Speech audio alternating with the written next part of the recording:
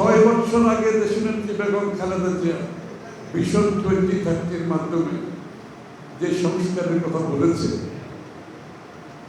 যে 2বারের অধিক প্রধানমন্ত্রী থাকতে পারবেন, এটা 6 বছর আগে, 2 বছর আগে, 6 বছর আগে 2বারের বেশি প্রধানমন্ত্রী থাকতে পারবে না, 2 কক্ষ বিশিষ্ট সংসদ, প্রেসিডেন্ট এবং প্রধানমন্ত্রীর ক্ষমতার ভারসাম্য 6 বছর আগে বলেছে। এবং হাসিনা পরবর্তী যে বাংলাদেশ হবে সেটাকে মাথায় রেখে কিন্তু আমরা দেশনেত্রী বেগম খালেদা জিয়া এই কথাগুলো বলেছি। এই সংস্কারগুলো দরকার হবে আগামীর বাংলাদেশ।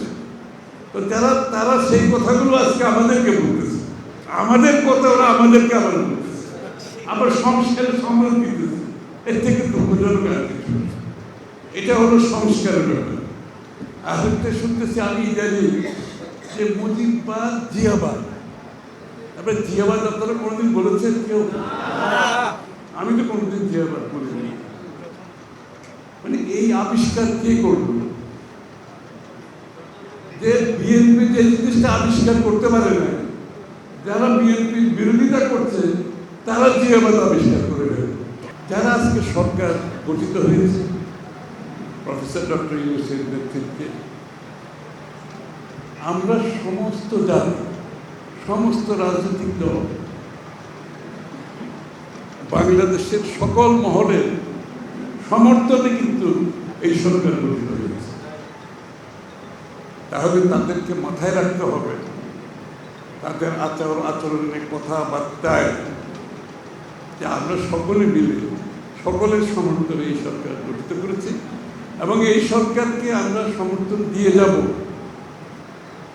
কারণ এই সরকারের মাধ্যমেই, এটা একটা ইন্টেরিয়াম গভর্নমেন্ট, মাথায় রাখতে হবে, অন্তর্বর্তীকালীন সরকার, এই সরকারের মাধ্যমেই পরবর্তী নির্বাচিত সরকার শান্তিপূর্ণভাবে ক্ষমতা হস্তান্তর করতে হবে। এই জন্যে আমরা এই সরকারকে সকলে সমর্থন করে আজকে সরকারকে সহযোগিতা করছি এবং এই সরকার গঠিত হওয়ার জন্য সহযোগিতা করছি। এর বাইরে তো আর কিছু নেই।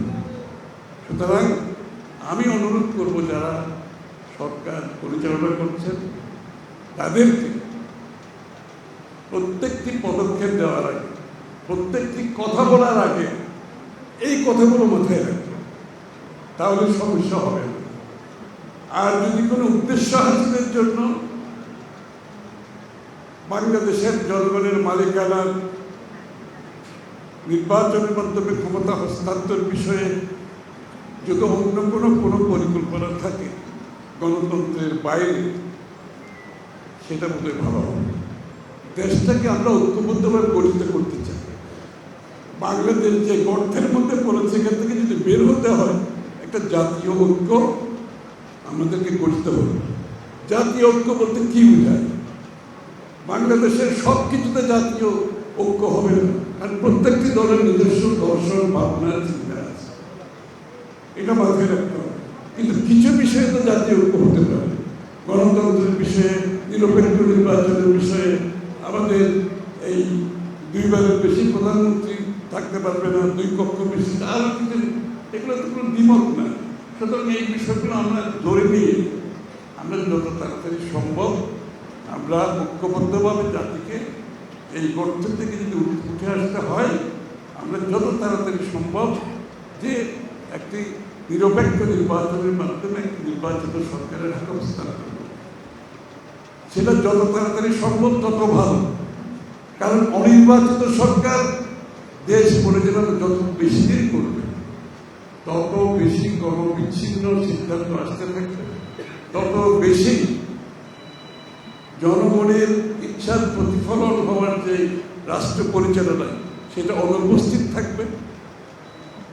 এবং আজকে গত 20 বছরে বাংলাদেশের মানুষ তার যে ভোটাধিকার থেকে বঞ্চিত হয়েছে সেখান থেকে দূরে থাকবে। এবং যখন ভোটাধিকার ছাড়া কোনো দেশ পরিচালনার দায়িত্ব কেউ নেয়, সেখানে কিন্তু জবাবদিহিতার অভাব থাকবে, দায়বদ্ধতার অভাব থাকবে। এই বিষয়গুলো তো বিবেচনায় আনতে হবে। এটা কোনো দলের স্বার্থে না, এটা কোনো গোষ্ঠীর স্বার্থে না, এটা আমাদের দেশের স্বার্থে। গণতান্ত্রিক প্রক্রিয়া ফিরিয়ে আনতে হবে নির্বাচন ব্যতীত। নির্বাচন হচ্ছে গণতন্ত্রের বাহক, ইট ইজ এ ক্যারিয়ার। এটাকে বাদ দিয়ে কোনো গণতন্ত্র আসবে না, কোনো অধিকারও আসবে না, কোনো জবাবদিহিতা আসবে না, কোনো দায়বদ্ধতা আসবে না।